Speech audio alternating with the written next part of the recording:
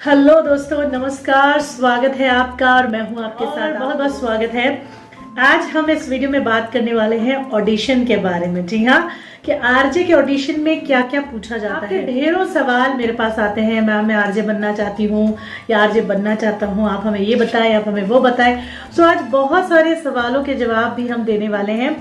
तो सबसे पहले हम बात करेंगे कि आरजे क्या होता है और आरजे बनने के लिए क्या क्या करना होता है और ऑडिशन में क्या क्या पूछा जाता है। ये सारी चीजें आज तो आपको बता रहे हैं। सबसे पहले आप जान लीजिए, आरजे का मतलब होता है रेडियो जॉकी। हालांकि पहले रेडियो जॉकी नहीं हुआ करते थे, पहले रेडियो अनाउंसर्स हुआ करते थे।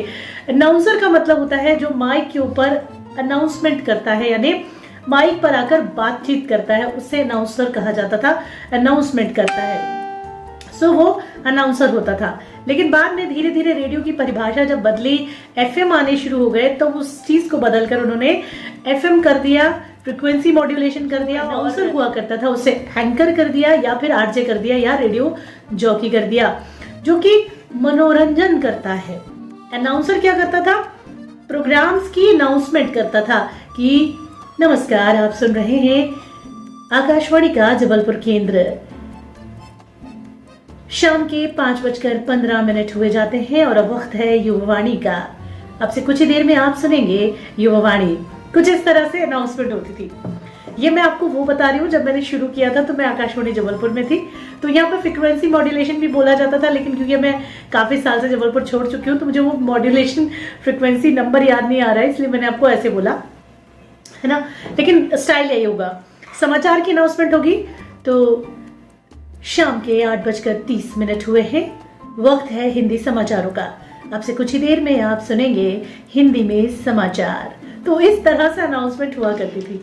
लेकिन अब जो आरजे आ गए हैं, जो आरजे होते हैं वो मस्ती करते हैं, धूम मचाते हैं, धमाल मचाते हैं, तरह तरह की बातें करते हैं, तो वो आरजे ही होती है। Hey guys, hi, this is Surabhi. आप मुझे सुन रहे हैं एफएम गोल्ड पर और मैं आज आपके लिए लेकर आई हूँ एक ऐसी कहानी, फिर या फिर एक ऐसा वाक्य जिसे सुनकर आप हैरान रह जाएंगे।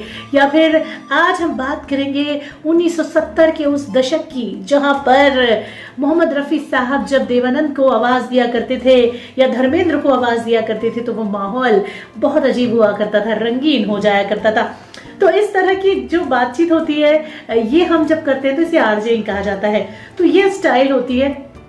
अब बात करते हैं कि एक आरजे के ऑडिशन में क्या पूछा जाता है। गाइस, मैं आपको सबसे पहले बता दूं कि प्राइवेट एफएम और ऑल इंडिया रेडियो के जो ऑडिशंस होते हैं उसमें बहुत फर्क होता है, जमीन आसमान का। सो आप बिल्कुल इस चीज से परे रहे, अलग रहे कि एफएम गोल्ड या फिर रेनबो या फिर प्राइवेट एफएम के जो ऑडिशंस होते हैं एक जैसे होंगे, ऐसा नहीं होता है। हर रेडियो चैनल का जो ऑडिशन होता है वो डिफरेंट टाइप से होता है। अगर आप एफएम गोल्ड में जाते हैं तो वहाँ अलग होता है, रेनबो में जाएंगे तो अलग होता है, आप बिग एफएम में जाएंगे तो अलग होता है। हर किसी का अलग अलग स्टाइल है, अलग अलग चैनल है, अलग अलग होता है। लेकिन फिलहाल अगर हम बात करें कोविड-19 टाइम की, तो इस दौरान कई चैनल ऐसे हैं जो बंद हो गए हैं, नहीं चल रहे हैं। तो ऐसे में दोस्तों थोड़ा सा ऑडिशन का जो क्षेत्र है या ऑडिशन है या नहीं है, इस पर अभी बात करना डिफरेंट है। क्योंकि अभी अगर हम एफएम गोल्ड की भी बात करें तो वो बंद चल रहा है। रेनबो शुरू हुआ है लेकिन बहुत कम लोगों के द्वारा शुरू किया गया है। प्राइवेट एफएम के भी हाल कुछ ऐसे ही हैं। तो ऑडिशन होंगे नहीं होंगे इस साल में, ये तो कहना मुश्किल है।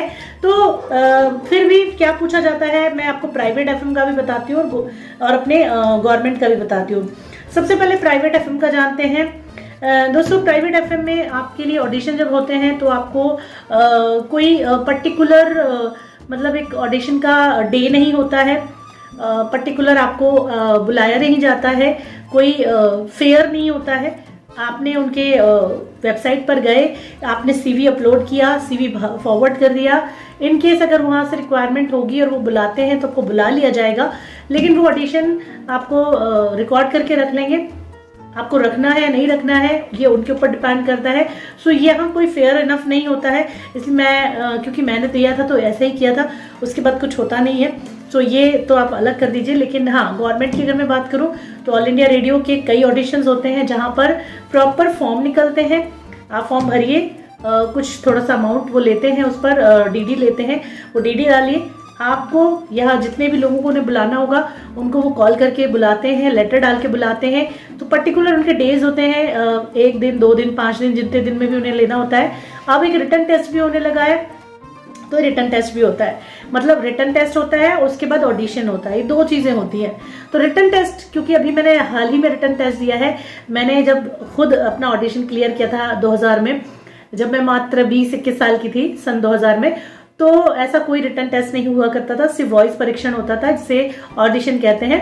और हमने फर्स्ट ऑडिशन ही क्लियर किया था आकाशवाणी जबलपुर में, कटंगा में, तो सदर में। तो हमारा सिलेक्शन हुआ था, मेरा और मेरी सिस्टर दोनों का। और इसके बाद मैंने जब दोबारा री ऑडिशन हुए, सन 2017 में हुए मेरे ख्याल से, हाँ 17 में ही हुए हैं, 17 या 18 के बीच में हुए हैं, तब इन्होंने एक टेस्ट भी लिया था, रिटर्न टेस्ट। और उस रिटर्न टेस्ट में काफी ज्यादा टफ क्वेश्चंस भी आए थे, जो बिल्कुल जनरल नॉलेज पे आधारित थे, जो आईपीएस और आईएएस के उस पे थे।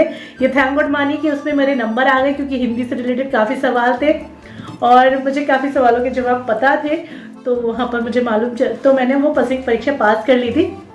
लेकिन हाँ, ये पता है मुझे कि जो नंबर थे वो बहुत ज्यादा हाई लेवल पर नहीं गए थे, क्योंकि एग्जाम काफी टफ था वो।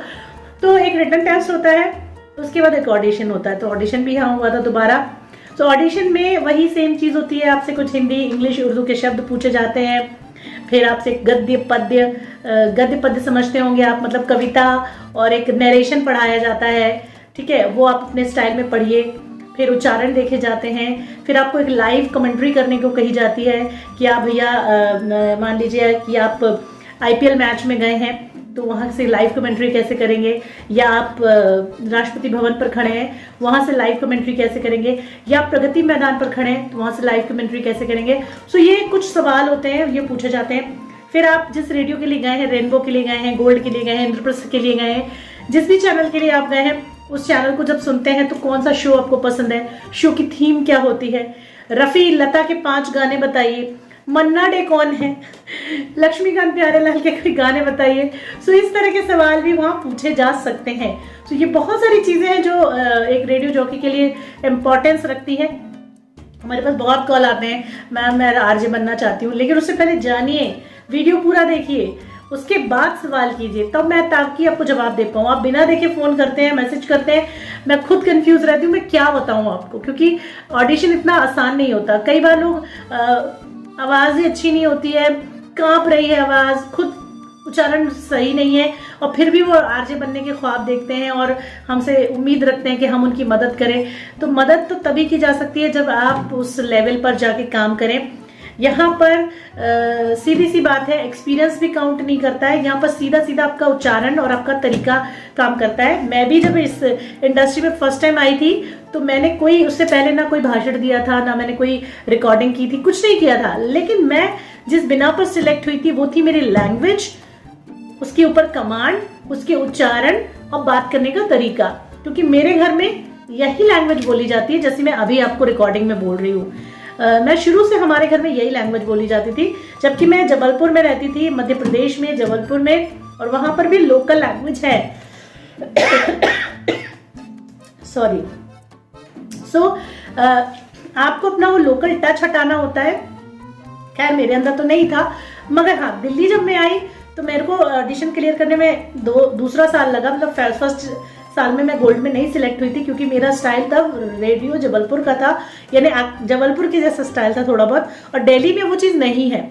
दिल्ली वाले का जो बोलने का तरीका थोड़ा डिफरेंट था।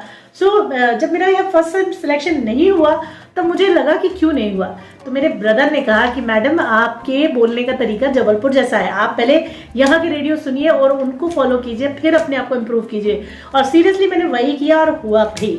सो आई होप कि आप समझ गए होंगे कि आरजे बनने के लिए आपको सबसे पहले अपनी लैंग्वेज पर ध्यान देना है, अपने उच्चारणों पर ध्यान देना है, अपनी स्टाइल पर ध्यान देना है, अपने गले पर और उसके बोलने के तरीके पर ध्यान देना है। और ये सब ध्यान जब आप देते हैं और उनको तरीके से करने की कोशिश करते हैं, तो आपको एक अच्छा आरजे बनने से कोई रोक नहीं सकता। अगले वीडियो में मैं आपको ऑनलाइन आरजे बनने की एक और प्रोसीजर बताऊंगी, जहां पर ओपन प्लेटफॉर्म है, आप कर सकते हैं और पैसे भी कमा सकते हैं। लेकिन उससे पहले दोस्तों आपसे अनुरोध है कि हमारे वीडियो को, चैनल को लाइक करें, शेयर करें और सब्सक्राइब करना ना भूलें। धन्यवाद, शुक्रिया।